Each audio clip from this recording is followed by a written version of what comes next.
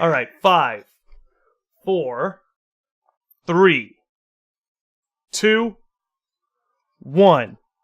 Ladies and gentlemen, episode 15. We got Pat Milano in the lodge. Pat, what's going on, man? Thanks, buddy. Thank you for having me. I appreciate it. Been looking forward to this. Dude, me too. I'm glad we got ourselves a date, planned it out, got you over here, and just in time. You're launching a new article today. What's the name of it? Yes. So basically, this one is about Kyler Murray. For those who don't know, Kyler Murray is the recent Heisman Trophy winning quarterback of the Oklahoma Sooners. And for those who also don't know, he was just recently drafted last year in the first round of the Major League Baseball draft by the Oakland A's. Signed a contract with them, $4.6 million signing bonus.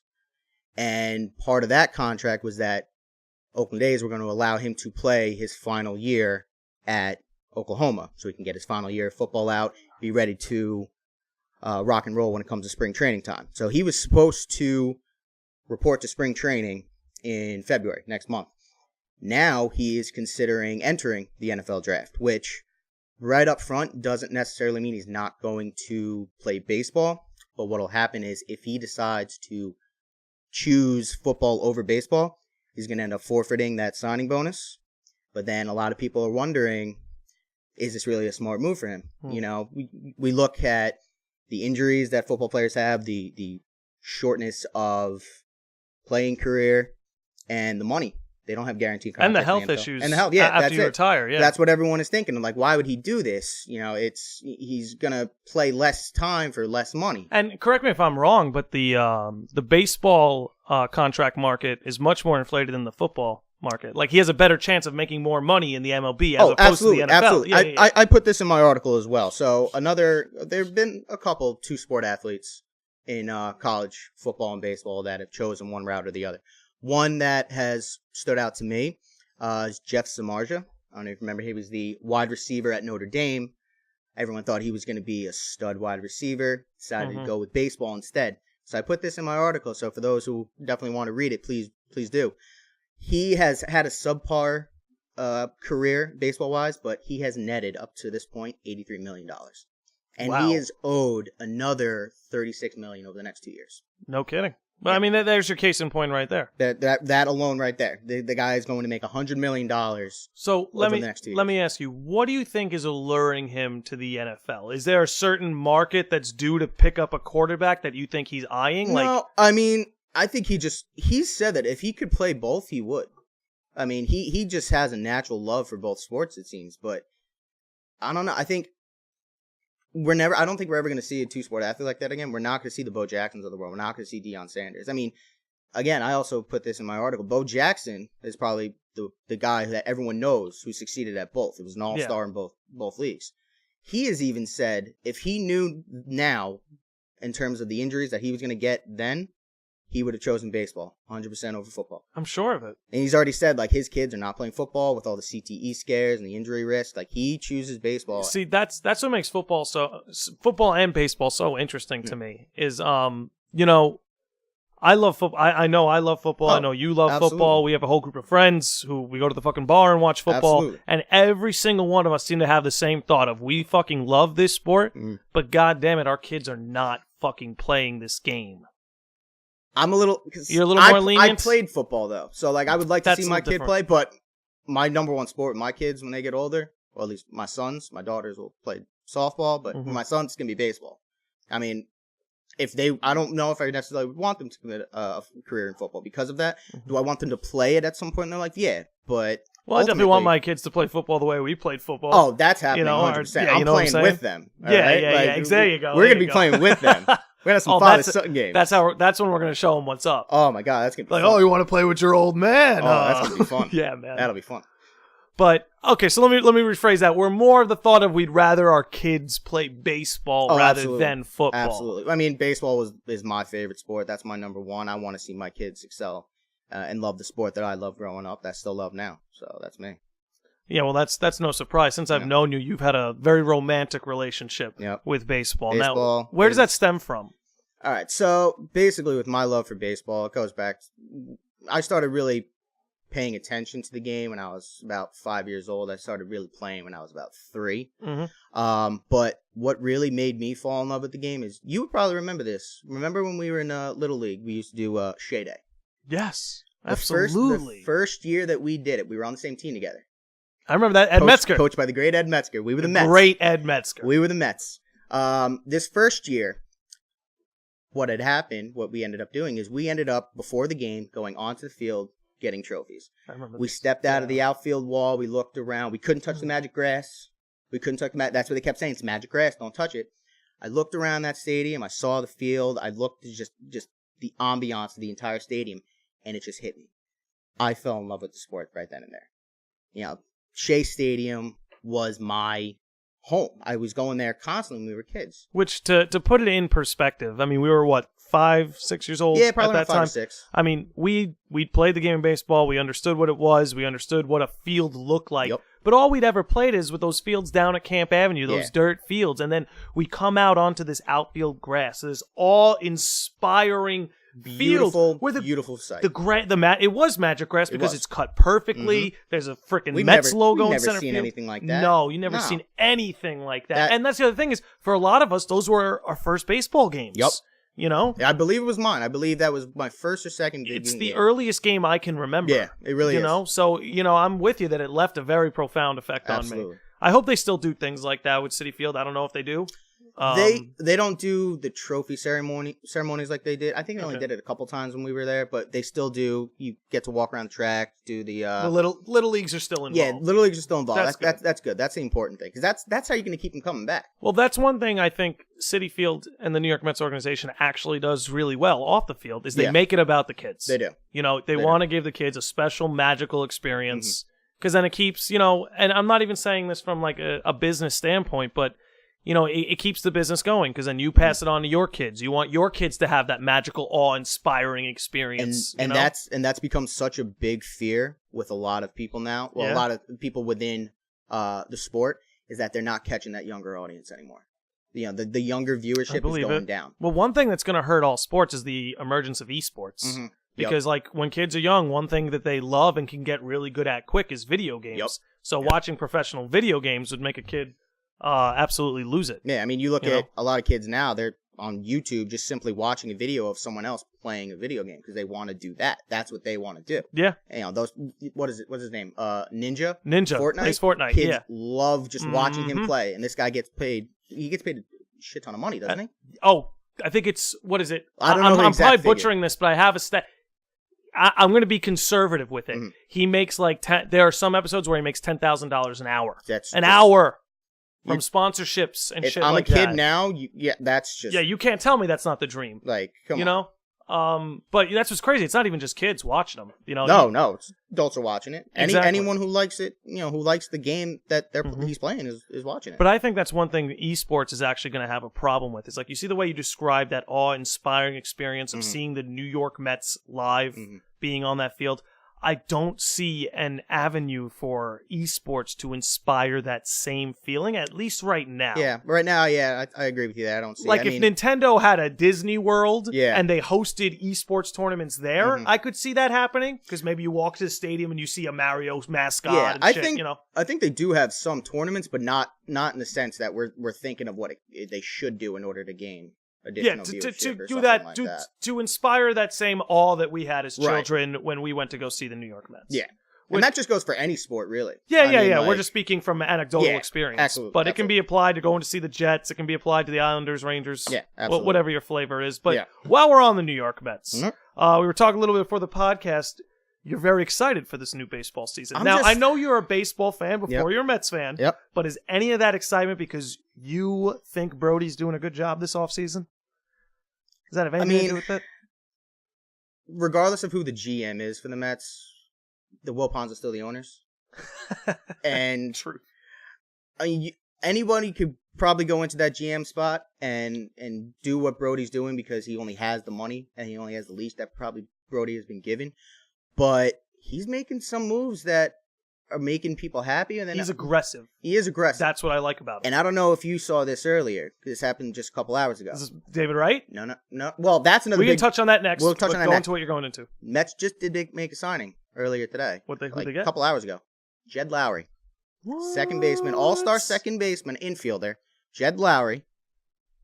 2 years, $20 million.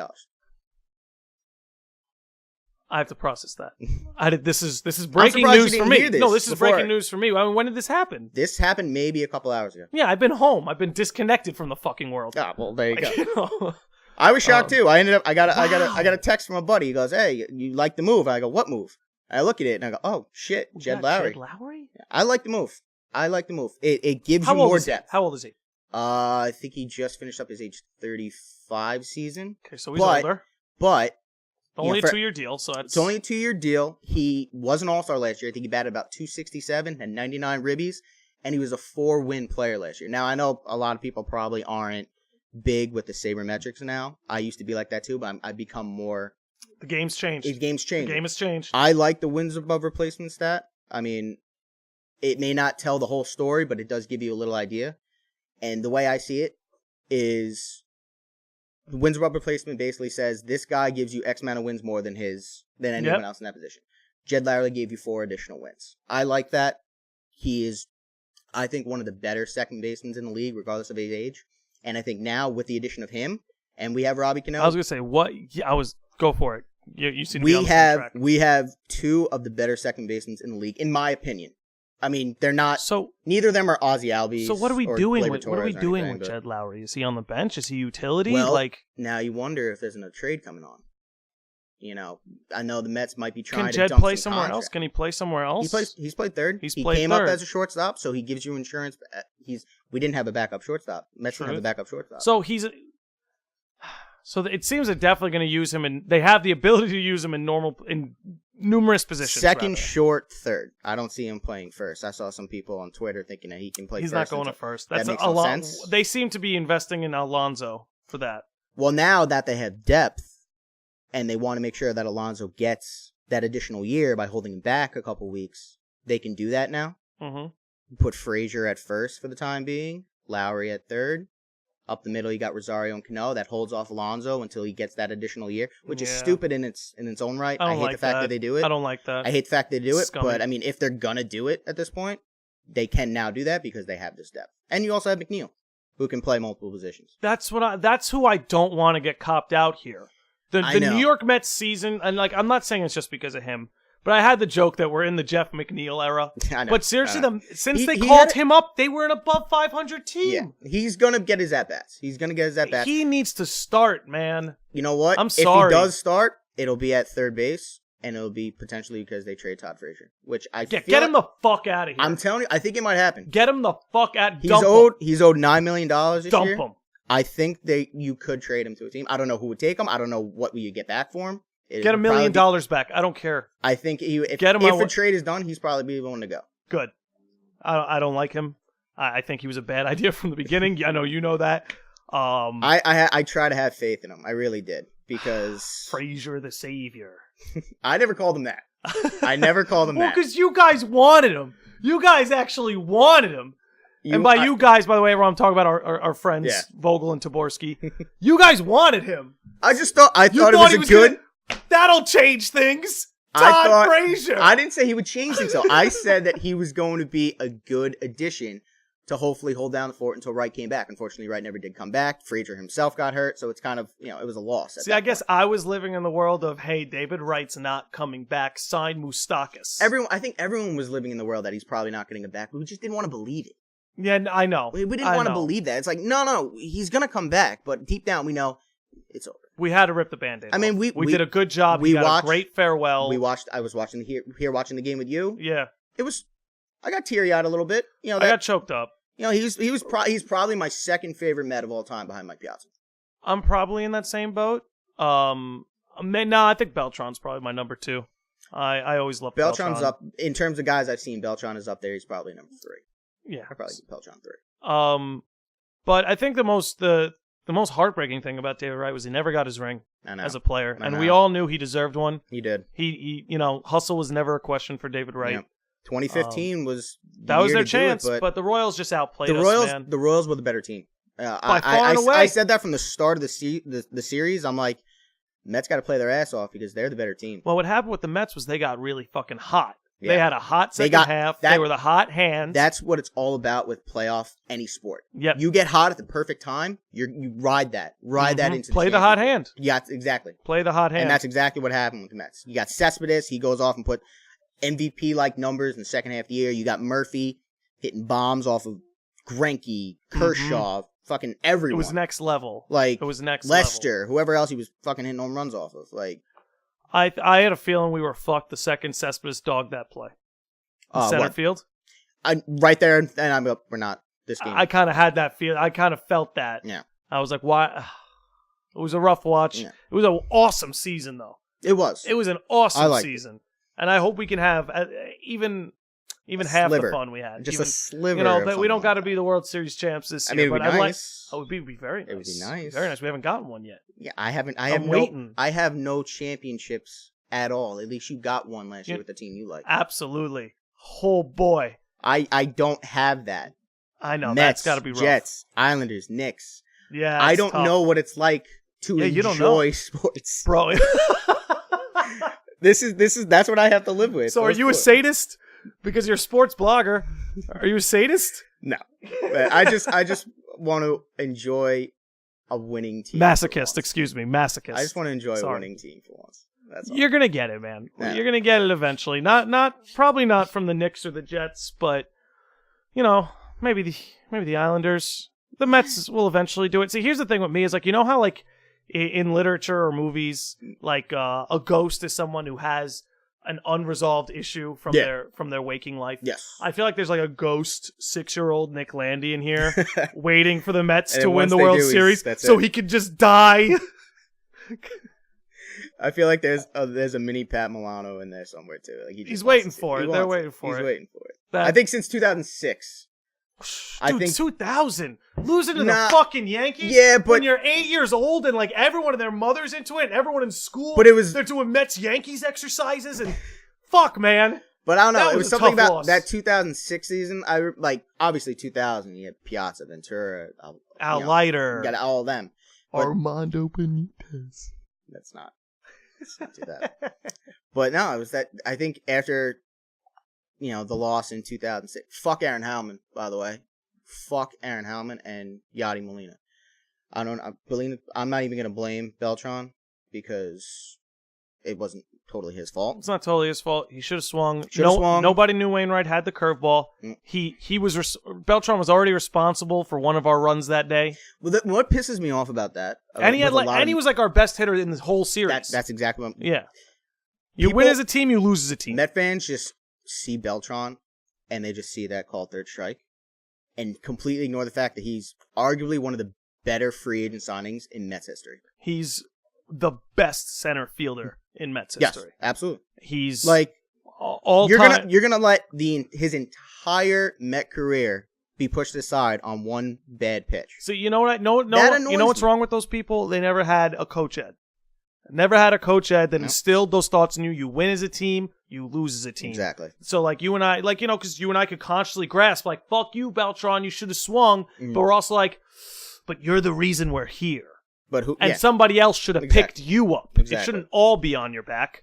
Because like I ask me, the person I blame for that loss is Willie Randolph. What the fuck are you doing? Yeah. Putting up a one-legged Cliff Floyd to swing the bat. Yeah, I know. No, it's just no. We could go. We can go on and on about this. Let's bring it up. Can Mets fans ever have a conversation without talking about this? My ulcer's coming back up. Can we change? All right, let's go back to Brody. Let's go back to Brody. So did you like the Cano signing? Well, a lot of people are against it. I personally would have been against it if it was just salary. Picking up some of his salary. They're cashing up one. But as an overall deal, I didn't hate it. And I looked at it as two separate deals. I looked at it Cano and his contract for Bruce and Swarzak. If regardless of money, you flip that, Cano is the better player, 100%. Without question. And he's still going to give you at least 2 good years at the plate. And a decent glove. Well, here's the thing is Cano is one of the most dependable players in baseball. Yeah. The dude doesn't miss games. Now, he missed half a season last year, but that was because of his suspension. And he had the wrist injury, but he came back and he still hit 300. Exactly. Like, he can still hit. I have no problem question with this. The fact that we have Jed Lowry makes me feel better because it's like, oh, so if Cano goes down, exactly. Depth. That's exactly well, that's why I kind of want Jed on the bench. The more I'm thinking about it, I just want him on the bench, man. I don't know. I want McNeil in the starting infield. I want both McNeil and Alonso. Well, if you look at it right now, he wouldn't have been in the starting field because, unfortunate as it is, Frazier is your pencil in third base. Nope. Frazier's going to lose the job in spring training when Jeff McNeil hits the ball. I would love to see that. It's going to happen. I would, but it's the Mets. This is the Jeff McNeil era, Pat. That's what you're not understanding. Yeah, but it's been the Wilpon half century. It seems like. Yeah. So you got. It's the way you always got to put it. You know, and we could blame the Wilpons all we want, which, believe me, I'm not against that. You know me well enough. I love to always blame all my problems on the Wilpons. It's just easy. It's very easy. It's a great scapegoat. But you know what? The Wilpons aren't the one playing baseball. No. The Wilpons aren't the ones making deals and trades and signings. So even though they fuck us by, doing business with Bernie Madoff, and they fuck us by cutting our salary, and they fuck us by collecting the insurance on David Wright's contract at the end. That annoyed the hell out of me. They should have lost their fucking jobs. Right there. What did they say? Oh, we have no plans as of right now to reinvest this money. Fuck you. The whole point of the fucking insurance money is to reinvest it. Yeah, it's like, fuck you, dude. If I could find it for you to read one day, I'll find it. There's some guy put together a full article, like a blog post almost, of every single thing the Wilpons have done, like that should warrant them. That should warrant them to think maybe the MLB should take over. Send me that. Do you want to make a video? I can send it to you. Yeah, send it to me. I'd love to make a video. I'll send it to you. Try and spread that around because I'm tired of it. Basically, how Jeff Wilpon would constantly meddle in with front office things. Like if he didn't have it his way, no one was getting it their way. Yep. Things like the insurance money, basic ex-players and ex-employees basically saying, don't get involved. Don't get involved because Jeff Wilpon is the GM. Ooh. I think it was, I forgot who said it. I was going to say, what era is that from? Oh, this was mid-2000s, roughly. Okay, because the thing that's perplexing to me is it seems like from both Omar Minaya and Sandy Alderson, it seems like they do let the GMs take the keys and take the wheel. Not as much. Minaya got to do his Los Mets thing. Sandy Alderson got to do his sabermetrics thing. Brody's doing his just throw shit at the wall thing. I don't know. Here's the thing. They're the owners. Of course they have final say on everything. Yeah, but it comes down to how much they're willing to spend, I guess. And they never spend as much as they should. But this is becoming an issue. I feel like this is becoming an issue in all of baseball now.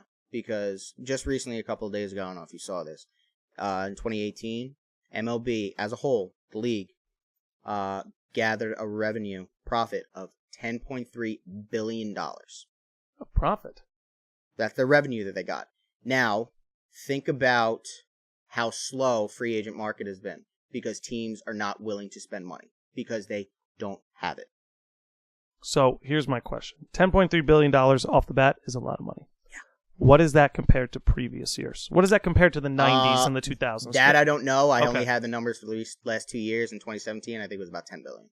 Still, it's $3 million more, but that's still a lot of money. It's an immaculate amount of money. And that's why the way how the market has been the last couple of years with free agents, about how teams are just refusing to give these guys big contracts. You think these owners are just pocketing this shit? There's a lot of speculation that there's some sort of collusion going on between the owners, and when this current to spend CBA, less money on players to and just pocket more money for themselves. So basically, I've seen some, and Joe and Evan. That's dangerous. Joe and Evan on the Fan talked about this today because I listen to sports radio like every day. Yeah, they were talking about this, and I've seen other not reports, but ideas or opinions that once this current CBA expires, I think in 2021, possible strike on our hands. You think so in 2020? The players union is only going to be like, listen, this is getting ridiculous. Like if we have another market like we've had these past 2 years, last year and this year, where you got guys like Bryce Harper and Manny Machado, and there's only 2 or 3 teams in on both of them, 26-year-old studs. You're telling me every team shouldn't be in on that? You should at least be talking. The guys are not. It's ridiculous. What is the New York Mets salary cap? Do you know off the top of your head? Even if you have a rough estimate. Payroll right now is less than it was last year. Do you have a rough estimate for me by any stretch? 170 million. Okay, Maybe.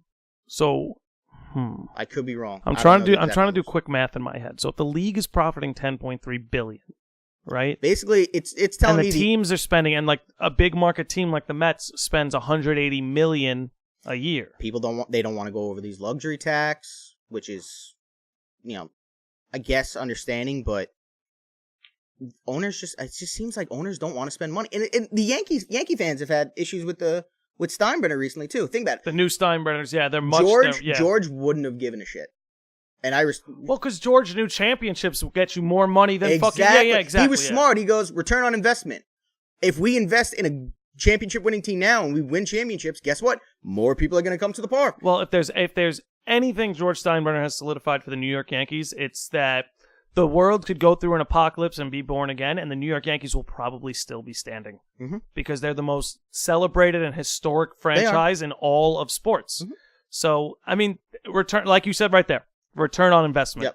Yep. Championships are, in a sense, forever. Nothing will give you a greater return if you put together a championship team. And it's not only that, you can keep selling off that championship team. Yeah. Oh, like when the Mets do 86 the Mets are still selling off 69 and 86. Are you kidding me? Exactly. How many offenses, like, if they put, we're going to have a 1986 reunion. Sold out Boom. game. Sold out game. Right away. They're still profiting off of that. Dude, my favorite jersey is the 86 jersey. Yeah. The really like bold orange and blue with the pinstripes. I have my Keith Hernandez jersey of that exact kind. Dude, fuck yeah. Like, I got to get myself one of Gary Carter in that style. Oh, rest in peace. Speaking of Gary Carter, rest in peace, and other Hall of Fame players, you recently wrote an article about your picks for this year's Hall of Fame ballots. I did. This is something I like doing every year. As a fan of the game, we always like to put together our hypothetical Hall of Fame ballots, who we think should be in Cooperstown, who we think makes the cut. So, yeah, I play baseball writer, and I pick who I think who would get. Well, you are a baseball writer. Not to that extent, but yeah. You're not recognized by the big suits. No, not yet. But you're a baseball writer. Call me. But yeah, so I put together my hypothetical ballot on guys who I think should make it in or have the ability to make it in. So number one, easily Mariano Rivera. Oh, without question. There's no question. Without question. And it annoys me that he's not going to get 100%, but we're never going to see someone get 100%. Why? And I can tell you why. You think? Why isn't Rivera? If anybody deserves 100%, it's Mariano Rivera. He's the best of all time at his position, unquestionably. Unquestioned. I'll tell you right now. Because there are going to be those players who people know are a slam dunk. So they are going to leave them off their ballot and give it to someone else. Good point. Because they think, all right, Mariano Rivera, he's getting in regardless. I'm not going to waste one of my 10 spots on him. I'll go to the next guy who I think should get my vote. So do you think do all writers pick 10 people every year? No, they don't. They can go up to 10. I think they can go up to 10. A couple years ago, they could go up to 15, but they lightened it, so they can go up to 10. There was a guy who turned in a completely blank ballot because he didn't want to vote for anyone. Okay. Which is his. That's his right. No, that's his right. Yeah, there are guys who are turning in one or two names like that. That's their right. I just want, if you're not voting for a guy who's a slam dunk, I want a legitimate reason. Not, he's going to get in anyways. Like that shouldn't fly. No, it shouldn't. So, I don't agree with that. It annoys me. Okay, so we got Mariano Rivera. Hands Who else down. You got? Next for me would be Edgar Martinez. Another one, unquestionably the best at his position for his time. Yes. So for those who may not want to believe it, the designated hitter is a position in baseball now. There are guys, you can hear guys coming up and they're like, he's going to be a DH because he's not good in the field. But damn, he can hit. Yeah. Not to mention, the best DH award in the American League is named the Edgar Martinez Award. So don't tell me that you'll have guys who, like a David Ortiz, who's probably going to be getting in, who may be considered the best DH of all time. That's arguably what some people can say. I'm not getting into that. Whatever.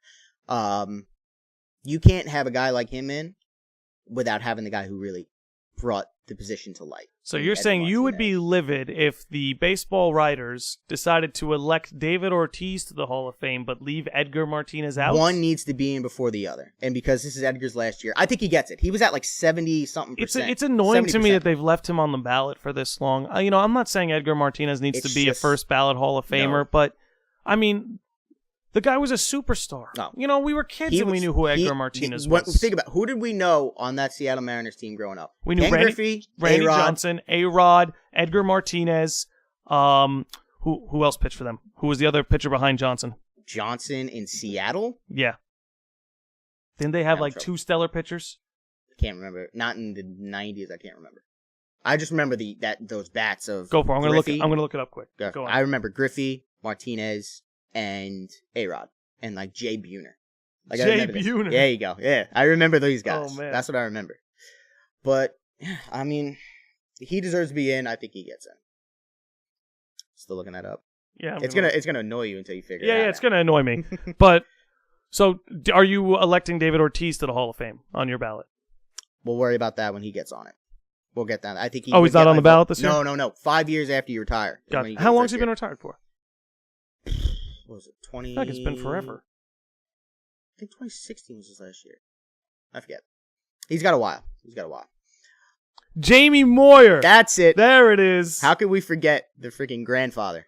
Oh my god. That man pitched till he was like 50. I knew dude. Remember he's on the Phillies? Yeah. Oh. The beautiful 78-mile-an-hour fastball. I wouldn't even be mad when we would lose. I'd just be amazed. Like Jamie Moyer versus Julio Franco, battle of the century. Oh my god, that would be a great at-bat. It would. I don't think it ever happened. No. But it would have been fun. Pretty sure Julio Franco is still playing professional baseball somewhere. He probably uses his bat as his walking stick when he's not playing baseball. Oh, that bat's fucking hilarious. I can imagine. Just picture that, just walking up, and then he goes into that stance with that same cane. Oh, beautiful. Well, you know what's crazy about his batting stance? Like pointing the bat forward like that, it helps you hit the ball the other way. It does. You know? You also got to be careful because when you whip through the zone, you tend to go up. You tend to pop it up. And you'll pop it up. So that's one thing. I think that was a problem that Travis d'Arnaud was having for a while. He had that. Man, what a bust. Yeah, I don't want to talk about him really. I mean, look, it doesn't hurt that much because we traded R.A. Dickey for both Noah and d'Arnaud. And d'Arnaud was the and d'Arnaud's a stud. That's the thing. d'Arnaud was the focus. Noah was Syndergaard became. Yeah, he was a throw-in. Yeah, but Noah's a stud, and d'Arnaud didn't work out. Yeah. I'll take it. If you told me I could do R.A. Dickey for Noah Syndergaard back in the day, I'd still do it. I don't know anyone I don't know anyone who would oppose that trade. No, you'd have to be an idiot. Yeah. But so we had Mo, Edgar. Those are two of the top guys. And we learned that David Ortiz is not on the ballot. Not on the ballot, not yet. Roy Halladay. Interesting. I put Roy Halladay. He was probably one of the top 5 pitchers for a good portion of his career, without question. Another one with the Phillies, but he drove me nuts. I know. I hate him as a Philly, but I respect the hell out of him because he's a hell of a pitcher. Fuck yeah. Rest in peace to him. He unfortunately passed away. Why do pitchers keep dying in planes? I don't know, man. It's very upsetting. But moving on. Yeah, planes in general. Who else we have? Mike Mussina. I have him on my ballot. I would absolutely. The guy dominated pitching in the American League East his entire career. Bro, wasn't his final year. He put up great numbers in like age 39 season with the Yanks. That's what I was gonna say. He won 20 games, didn't he? Yeah. It was the first 20-win season of his whole career. I believe so, yep. And he left on top. That's one of the things. There are two things I respect Mike Mussina forever for. The first one being that he left when he was on top. Got 20 wins, called it a career. Yeah. And there was a time where he was pitching. I don't know if it was a no-hitter or a perfect game. Probably a no-hitter. It was into the 9th inning, and it got messed up. They broke up the no-hitter. And Joe Torre wanted to take him out. And stay the fuck there. Yeah, don't even think about it. No, sit down. He was a horse, dude. And like fucking. The amount of respect Joe Torre had for him. Yeah. To have one of his players demand he sit what did Torre do? I remember this video. Torre's just like, okay. It's all yours. Well, that tells me Torre was never going to take him out. He just wanted to go out there. Just fuck with him. Fuck with him or go out there and be like, hey, you all right? You all right? But then Moose was just not having it. Man. Yeah, but no, I think of those 4 in the top 4 of my hypothetical ballot, those are the ones that are getting in this year. I think all 4 of them are shoo-ins. I think all 4 of them should be shoo-ins. They're getting in this year, in my honest opinion. Halladay for sure. Mo for sure. Mo for sure. Edgar Martinez, should. Moose, I could shredding. see. Yeah, I could see him missing I 1 year. think he gets it. I would hope so. For fun, his years with the Orioles were unbelievable. For those who are interested and are on Twitter, there is a guy who runs a Twitter account that keeps track of all the public ballots, and I'll give him a little plug because I actually love following this guy. He gives you updates. Plug whoever the fuck you want. I don't know him, just so everyone knows. Him. But I'm gonna plug him because I love what he does. His name is Ryan Thibodeau, at not Mr. Tibbs. He's Baseball Hall of Fame ballot tracker. So he has this whole Excel sheet, and he gets the information of all public made ballots, and he tracks what their current percentage is at. Wow. Yeah, it's really cool. It's really. Do you have any of his numbers off the top of your head? I don't have it. I mean, I can look up the. Let's see where your guys are standing. I can look up this account right now. Yeah, let's see where your Hall of Fame predictions are standing. So just to repeat, we have Mariano Rivera, Edgar Martinez, Mike Mussina, and Roy Halladay. Yes. Okay. So right now, all right, so you'll see, you can't see on camera, but basically 162 ballots have been made public by the Baseball Writers Association of America. So let's take a look at those 4 guys. All right, so Roy Halladay right now on those 162 that are collected, have been presented, 93.9%, he's in. Edgar Martinez, 90.9%, he's in. Mike Mussina, 81.8%, he's in. And right now, unfortunately, this is probably going to change. Mariano Rivera is at 100%. Every public made ballot he has been on. Rightfully so. Yeah. That's probably going to change, unfortunately, but... You know what makes him special, too? He's the last one to wear 42. Oh, I respect that. That's what makes him special, too. I respect that. I kind of miss the number. I miss it too, but we see it once that's a the year. thing. It's never going to go anywhere. I love Jackie Robinson. Of course, done numerous reports and everything on him. I loved him. Absolutely. I mean, Jackie Robinson. He's one of those examples of the fact that like why things like sports in a society are important because he helped to normalize. I don't want to say the civil rights movement, but the whole. But it was there. Yeah. You know what I'm saying? He's one of those guys. He's one of those guys who really stood out. And there's one thing that's always stuck with me is that the real thing is real. And, you know, I don't know what it was like to live in that time, but when Jackie Robinson became a star, what that must have done for the nation. Yep. You know, what that must have done for so many young kids who could look at Jackie Robinson and be like, oh, I have that opportunity now? Well, I mean, you've seen the movie 42, right? Yes, but I can't really call it off the top of my head very much. Well, there's this one scene where a little black boy, he goes to a game and he just sees Jackie Robinson. He goes, "This is what I'm gonna do. I'm gonna be just like him. I'm gonna do everything this kid." Who is that kid? Who I don't know if it's legitimate or not. I believe it is. I'm sure. Who is that kid? Cleon Jones of the 1969 New York Mets, the man who made the final out. Yeah, baby, the catch and the kneel. Catch and kneel. So. That right there, he inspired people to just follow their dreams, basically, and just don't let someone say, no, you can't, And you got to think about it. When he first came up, like, the Dodgers fans didn't respond very well to him. No, not at all. But what happened? He was good for the Dodgers. He helped the Dodgers win. So what happened? The Dodgers fans fell in love with him. The real thing is real. And he got his teammates to fall in love with him. Pee Wee Reese became one of his good friends. Yep. And everyone loved Pee Wee Reese. Like that's what it was all about, Just you just gotta just play your game, and things were different. And things will fall into place. I was gonna say things were different back then too. Even in absolutely. like Mickey Mantle's era, one of the things that a lot of guys sing Mickey Mantle's praises about is him and his teammates. You bus across the country when you're playing in all these cities, and they'd go to restaurants like after the game, and a lot of his black teammates would get turned away. So what Mickey used to do is he would just get them food and he'd eat with them on the bus. It's that stuff that just makes you not only a good teammate but just a good human being. Yeah, and we just need more of that in this world. And that's what I'm saying. Sports have the ability to enable the best parts of us. Oh yeah, absolutely. And I think that's one of the main reasons you and I love them so much. Oh, absolutely. They're fun to watch. It's just I don't know. I honestly don't know what my life would be like without sports. I'll be honest with you. You know what it is, man. It's like, look, we have primal instincts that need to be fulfilled. And one thing that makes sports great, it is just a safe place to be a barbarian. Yeah. Go to the game, scream your head off. paint war paint on your face. I don't give a fuck. People will accept you. They'll God. embrace you.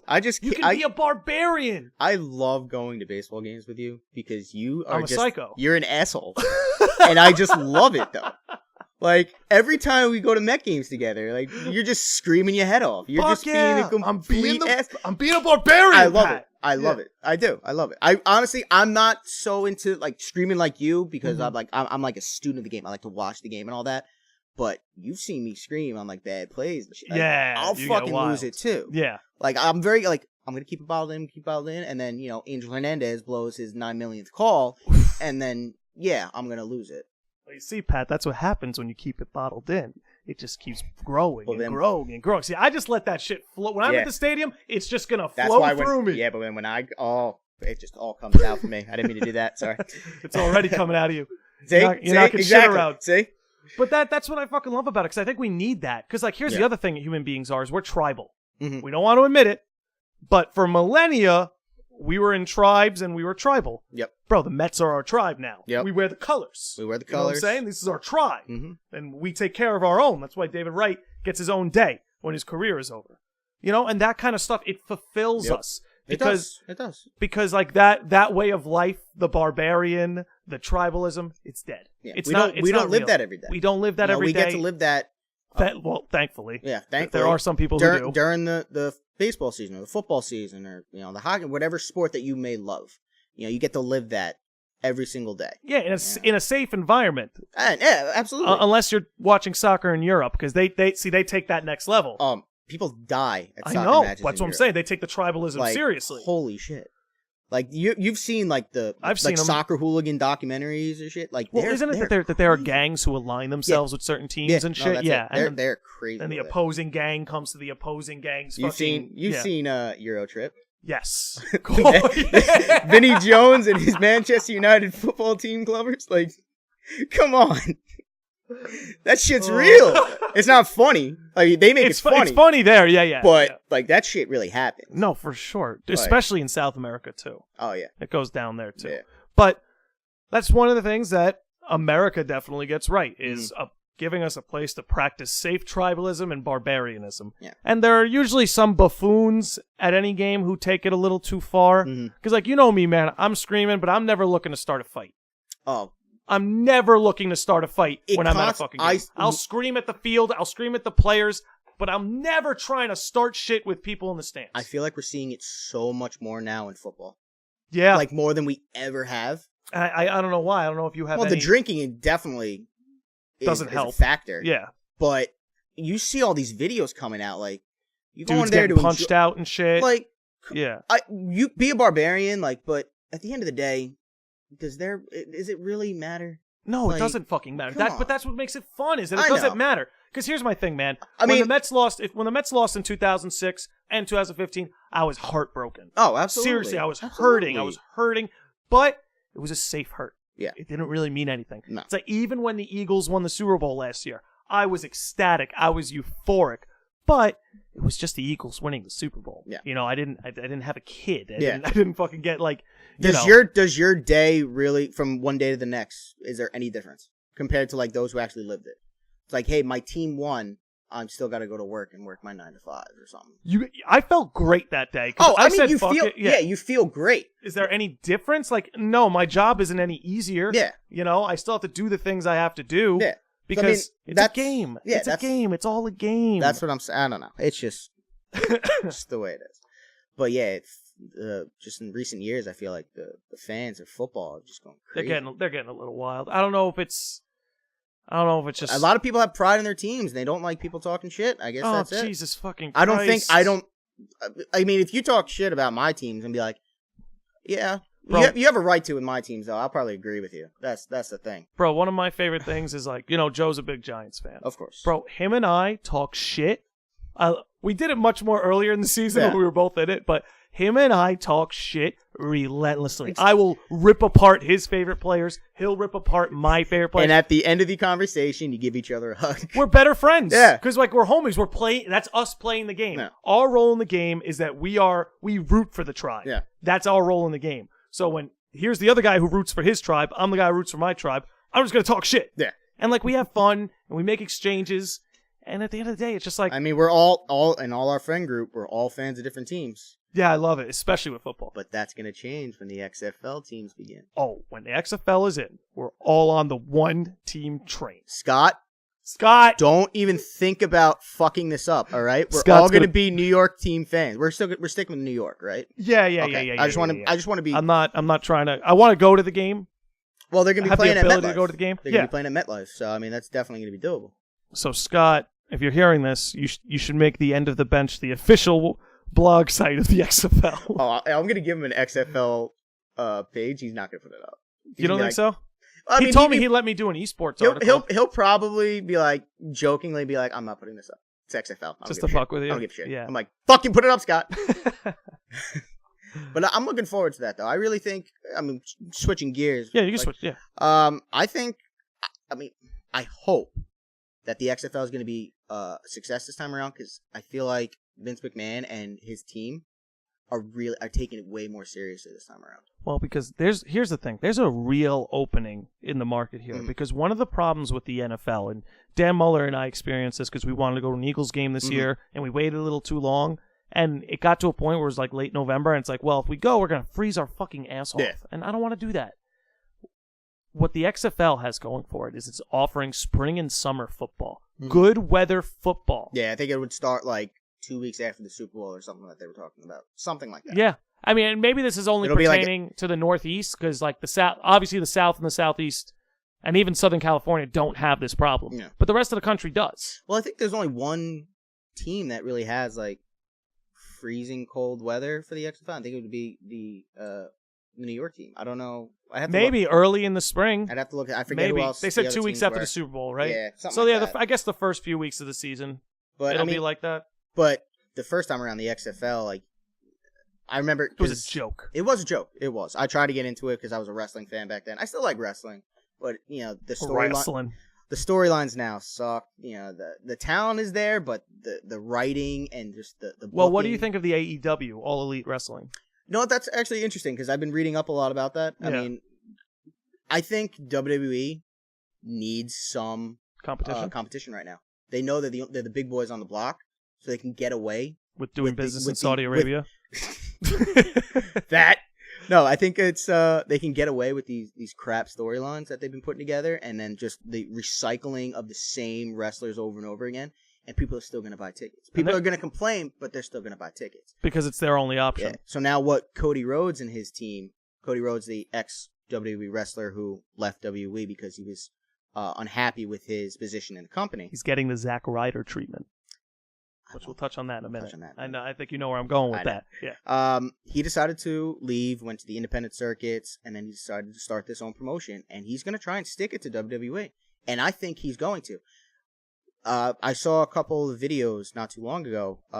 Guys were trying to get into WWE events, and they were telling them that they wouldn't let them in because they were wearing AEW stuff. Like shirts? So like shirts. Joe Schmoes like you and I going wearing AEW shirts. They wouldn't let them in. They wouldn't let you in? Well, they have that right. It was a taping. I think it was a SmackDown taping or something like that.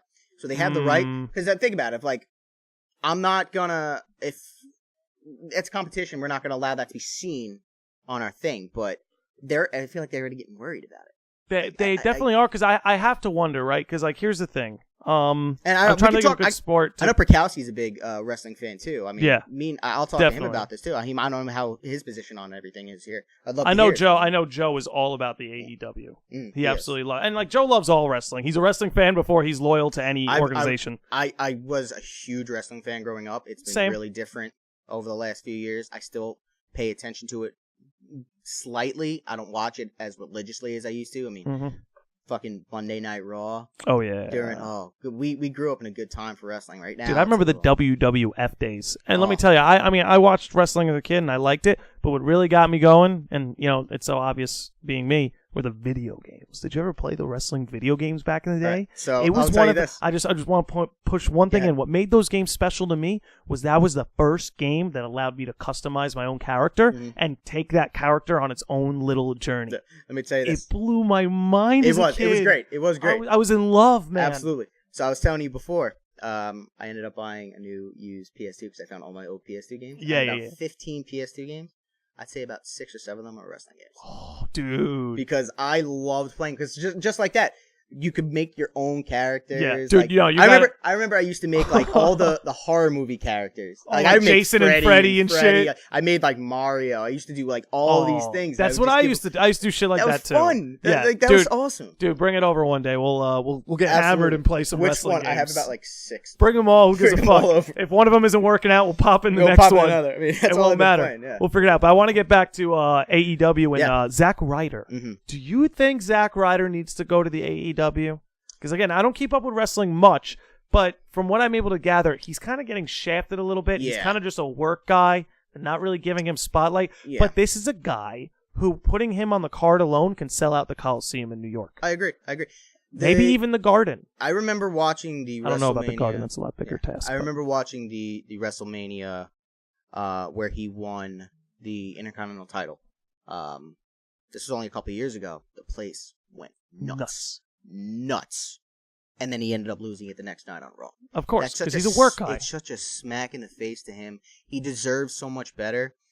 There are guys from the AEW who are like telling him to come over. Well, he's good friends with Cody Rhodes. Yeah, he is good friends with Cody Rhodes. So I would love to see. He's got to do it, man. I would love to see. If he goes there, I think he does become a top billed star. Definitely, dude. But he sells out arenas in New York. That's huge. I mean, WWE's not giving him that respect. It's all his decision. If he chooses, he wants to stay with WWE. That's what he knows. He feels comfortable there. At the end of the day, Zack Ryder's going to do what's best for him. Absolutely, and all the power to him. We wish nothing but the best for Zack. Merrick boy. Exactly. He's one of our own. We got to take care of our own. Absolutely. But that's why I want to see him go to the AEW. I want to see him climb the. I just want to see him succeed. Exactly. Definitely. We're rooting for Zack Ryder over here at the Landi Lodge. That's for sure. But I wanted to I want to talk a little bit about you before we wrap this up. I want to talk more about you and the bench and what you got going on there. Absolutely. So End of the Bench has been rolling for a few months now. Yep. And you guys have unbelievably committed to putting out content. Absolutely. I haven't gotten around to reading all of it, but the ones that I do read, very well written. I said this to Scott when he was on the podcast, and Scott told me that his whole idea for End of the Bench was to give you a fan's perspective. Because, the quote-unquote experts give you their perspective everywhere. Right. You can get the expert's opinion on any corner of this fucking country. Mm-hmm. But you guys, and I really felt this a lot in your articles about the Hall of Fame, you guys are really coming from the perspective of the fan. Absolutely. What it's like to sit, quote-unquote, end of the bench or in the stands. Yeah. Is that what was the most compelling thing about the End of the Bench that pulled you into the project? Well, the biggest thing, first off, I just want to thank Scott for allowing me to be a part of it, because it is really something I've always looked into doing.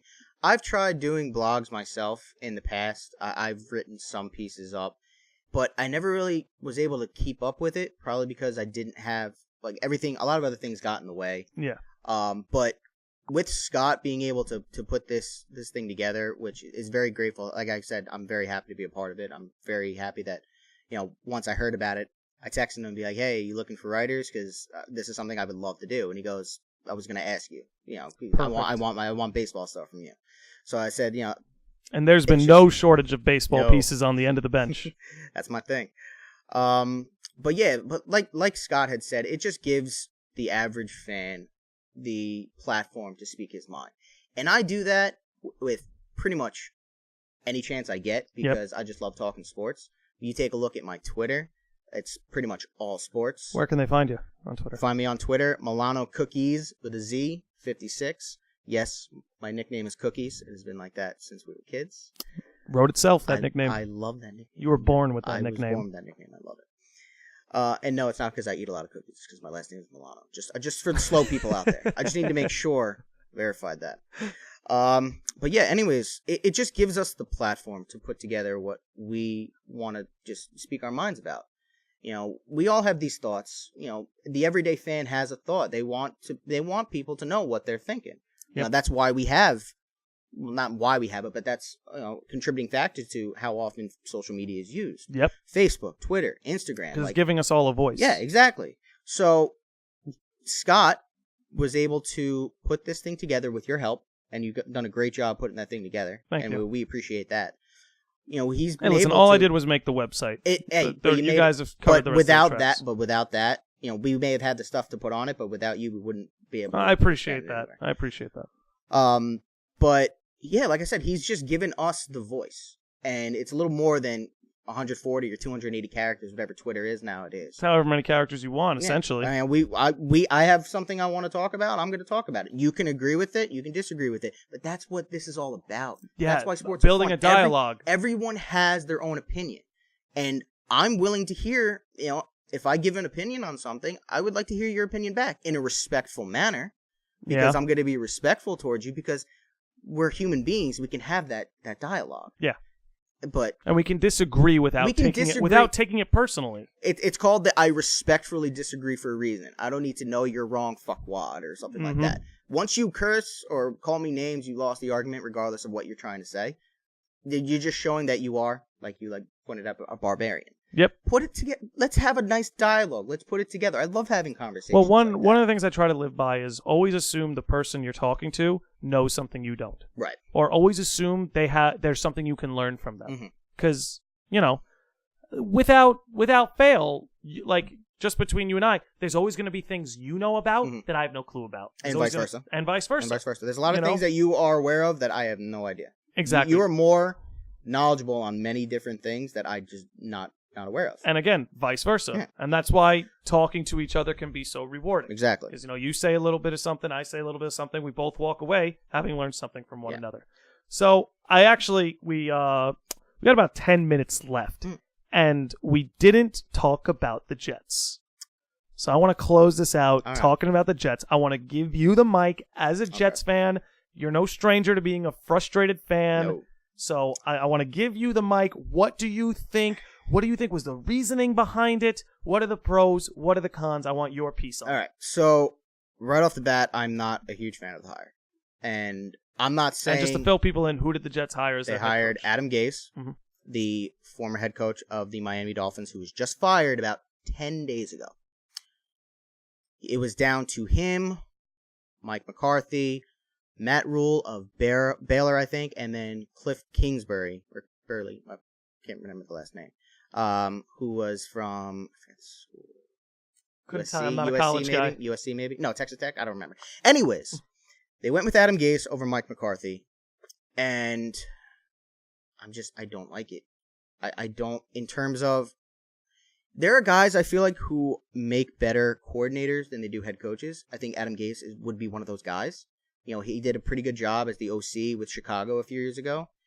He helped Jay Cutler turn around and give him a pretty good season. I mean, it's Jay Cutler, but still. I mean, Todd Bowles, not a good head coach. Probably going to make a great defensive coordinator. There's nothing wrong with just being a defensive coordinator. Every team needs it. Every team needs an offensive coordinator. Some guys are just not able to hold on to a head coaching job. I think Adam Gase was one of those guys. I'm shocked that the Jets went with him. I personally, if I had to choose between the two, I'm easily taking Mike McCarthy because he is an experienced NFL head coach. He's a longer tenure. He's been a winner. And he worked with Aaron Rodgers. So I'm thinking, and even that's a good point. Even Mike McCarthy said, I wanted the Jets job or no job at all. Wow. At least those were reports. I don't know if he necessarily did say that. Well, here's the thing: if you can bring a championship to the New York Jets, I mean, it's been 50 years. If you can bring a championship to the New York Jets, this city will worship you. If Gase does it, then Joe Namath was a bad quarterback, but he brought a championship to the Jets, and he got in the Hall of Fame. Yeah. I mean, if Gase can do it, then first of all, McCagnon's got to put together a team. He's got to give Darnold weapons. It's just Darnold. I think Gase will work with Darnold pretty well. He's this quarterback whisperer, as someone called him, because he former quarterback. Now, he do we know if Sam Darnold had any say in this? From what I understand, from what I've read, I've been reading up. I was listening all day. I'm sure Joe and Evan flipped out today. Oh, did they flip out today? It was fun. Joe Benigno, I'm pretty sure, almost had a heart attack. But anyways, yeah. What had happened was apparently Sam Darnold did have a FaceTime conversation with Adam Gase either directly before or directly after he was hired, to discuss, to get to know each other a little bit. And I think they just feel comfortable with each other. So I can hope that that's going to be good. I'm not like I said, I don't like the hire, but I want to be wrong. Well, are you able to pluck out any pros? Are you going to pluck out any positives from this? Positive would be he can work with the quarterback. I think we have a young quarterback in Sam Darnold who he will be able to work with, but you got to give Darnold some weapons. We have a good offseason coming up. We have plenty of money Scott has to called spend. it the most important Jets offseason in our lifetime. It is. They need to get some players, especially at the wide receiver position. I mean, he needs someone to throw to. Yeah, Quincy He needs someone that can go up and get it, because that's the thing. Like, quarterbacks can't do it alone. You can't expect the quarterback to hit you in the perfect window every time. You need guys who, if the throw is off target, they can leap up or stretch out and go and get it for you. I love the Quincy Newman re-sign because I'm a big fan of his. It's unfortunate that he's been struck with the injury bug for so long, but I'm a big fan of his. But he is only a piece. Robbie Anderson is only a piece. We need someone who's going to be the number one guy. Well, one of the things I like about this move is you guys got an offensive-minded coach. That is a big plus for me. That's what I like. That tells me they're going to go out and get those weapons. That seems to be the way things are going now with all of these young... It's no surprise that the league is becoming offensive-driven. Yeah, it sells tickets. We've seen that. Absolutely. The league's going to promote it. Look at what guys like Pat Mahomes has done this year. Patty Mahomes. It's going to be offensive-driven. So, head coaches, if you're going to go that route, get an offensive-minded head coach. So that I do agree with. I think he would be, like I said, he was a good offensive coordinator, a decent offensive coordinator. I'm not too familiar with his past. I just know, Dolphins. Right. But from what I know about what happened last year in Miami, players were revolting against him. He lost respect with his players. I mean, he traded away Jay Ajayi, for Jarvis nothing. Landry. Like, he traded these guys away because they didn't respect him. They didn't, Yeah, that's what's funny is when we got Ajayi, we were told he was some kind of problem. Yeah. But according to Peterson and everyone in the Eagles locker room, he's a great guy to have in the locker room. Yeah, well, and that's another. Yeah, but it's not just about players could love you, but they need to respect you. Especially if you're a coach, let alone a player. Like everyone, like a lot of players, a lot of the guys, like Jamal Adams and all, they were saying, "Oh, we love Todd Bowles. We love Todd Bowles. Don't blame him the loss on him." I'm like, well, we're going to. Someone's got to take the heat. Like. Someone take it. If you want to stand up right now and say it's your fault and that Bowles shouldn't be fired, go right ahead and say it. But he's got to do something. So who are you eyeing in the drafts for the New York Jets? Because that's primarily, I don't want to say it's primarily where they need to make their moves, but if they're going to build around Darnold, you're going to want somebody that you can retain for a long time. Well, they got the number 3 right now, but they always go defense. Now, I have to look at But that's the thing. They always go defense. I think they're switching it up now. I would think. I don't know. I'm not too familiar with the college players for the most part. I know there's a couple of like QBs and defensive linemen that are there. The Jets just have so much to do. I mean, they have to up that offensive line a little bit. They got to get a running back, receiver. Yeah, there's a lot to do. They need another D lineman. You got to rebuild your whole offense at this point. It's going to be an overhaul, but like Scott had said, it's a very important offseason. We have a lot of money to spend. A lot of people are thinking Le'Veon Bell. If you offer him enough money, I think he'll do it. Here's actually I want to get into this. Because I'm actually kind of fascinated by the whole Le'Veon Bell situation. Yeah. Excuse me. We were talking about sabermetrics in baseball. Okay. The wins over replacement, right? When I look at the Pittsburgh Steelers had a very interesting situation this offseason with Le'Veon Bell, who refused to come into camp until he got his money. Mm-hmm. But here's the thing. Compared to James Conner, their numbers weren't different. They had the same rushing yards per game. They had the same record, like literally identical numbers. And correct me if I'm wrong, James Conner proved he can compete in the NFL. Oh, without question. Without question. But so here's my thing. I think if you're looking at it strictly from a GM's perspective, I feel the Steelers did the right thing in not breaking the bank for Le'Veon Bell. I was fine with that. I mean, Bell wants to get paid because, he deserves to get paid. This is his livelihood. This is his life. Yeah, no, he deserves to get paid. I'm not saying Le'Veon Bell doesn't deserve to get paid. I'm just saying I understand why the Steelers didn't pay him. Because they basically had a rookie contract Le'Veon Bell in James Conner. You can understand both ends of it. You can understand why Bell wanted to get paid, but you can understand why the Steelers felt that they didn't need to because they had Conner. But now here's my... So are you saying why should the Jets go after a guy like Bell? No. I wanted to say is like, don't you think that sabermetrics from baseball is going to start bleeding into other sports? It already has. I think it already has, especially with football. I think it already has. Yeah, because I'd have to admit, essentially what the Steelers must have done was look at win above replacement. Well, another big thing with football is they have the salary cap. Yeah, that's true, too. So, they have to take that into account, too. But it already has begun. What's his name? Paul DePodesta, who was a big part of Moneyball. Yep. I don't know if he's still there. I believe he is. I could be wrong. He left the job with the Mets. I believe he was with the Mets to go work for the Cleveland Browns. I forgot about this. Yeah. So look at the Browns this year. Yeah, I think we're starting to see that. Browns are going to be a surprise next year. I'm looking forward to it. I'm not even calling it a surprise. The Browns are good. That's a weak division. The Browns are on the come up. Everyone else is trending down. I would love to see them, except for the Ravens. Lamar Jackson looks all right. He didn't look good. He looks so. I'm giving him the all right. He's a 21-year-old quarterback. He's got a lot to figure out. He's got a lot. Yeah, he's got a lot to learn. But he did pretty well. Not in the playoff game. Let's not talk about. With the exception of the fourth quarter, he had a good fourth quarter. Yeah, but the previous three were. You do need to play well for 3 quarters. 25 passing yards through the first 3 quarters. That's not good at all. Definitely not. But I think the Jets should go after Le'Veon Bell, and I think they should break the bank for Le'Veon Bell because you've got Darnold on his rookie contract for a number of years now. Mm-hmm. There's really nobody around. Who are you paying right now? Who's getting the money? Tremaine Johnson's getting money. Avery Williams getting money. Anunwa's now getting money. And are you really breaking bank for all of them, or are they making about league average for their positions? I'm speaking from a place where I don't know what any of them are making, so I need your help. I don't know their exact numbers specifically. I think Tremaine Johnson, after the season that he kind of put together with his lack of attendance in some meetings or showing up late or whatever, it's kind of like a waste of money there. He's got talent, but he made a lot of stupid penalties, a lot of unsportsmanlike conduct penalties, which annoyed the fuck out of me. Those are the worst. I know. Those are the worst. Yeah. When you're a veteran like that, you got to know. When the whistle's blown, keep your fucking hands to yourself. Like Jamal Adams, he's got a voice.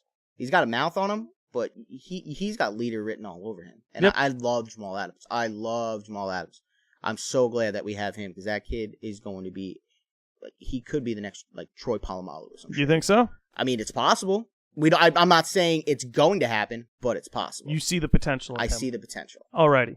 Well, Pat, we got to wrap this up soon. Yep. We've been at it for quite a while here. Yep. Let everybody know where they can find you and what's in store. All right. Well, I mean, you can find me on Instagram and Twitter, both usernames Milano Cookies with a Z 56. What's in store is with the off season coming to a close, spring training starting right around the corner. A lot of the posts you're going to see from me are going to be baseball related. I just feel the most comfortable with that. That's my sport. That's what I love. That's what I know. I'll write some football in there, maybe a little hockey, but it's mostly going to be baseball for me. The next big thing that you'll probably see from me after the recent Kyler Murray article, which is up on theendofthebench.com right now. Bryce Harper, Manny Machado, when are they going to go? It's going to happen this week. Hell yes. I think it's going to happen this week. You think it's happening this week? I think it's happening All right, Pat Milano's calling it. Machado, wait, are you saying both, one, or both?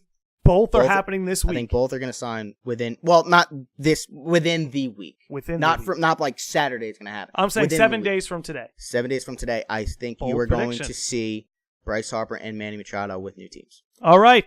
Boys and girls, you heard it here first. Pat Milano taking his shots. You can find him on theendofthebench.com. Milano Cookies 56 on Twitter and Instagram. Instagram. All right. We'll see you later. Pat, thanks for coming on. Nick, thank you very much. I look forward to doing this again sometime soon. Oh, we will very soon. Before opening day. Awesome. We'll get Sounds perfect. All right.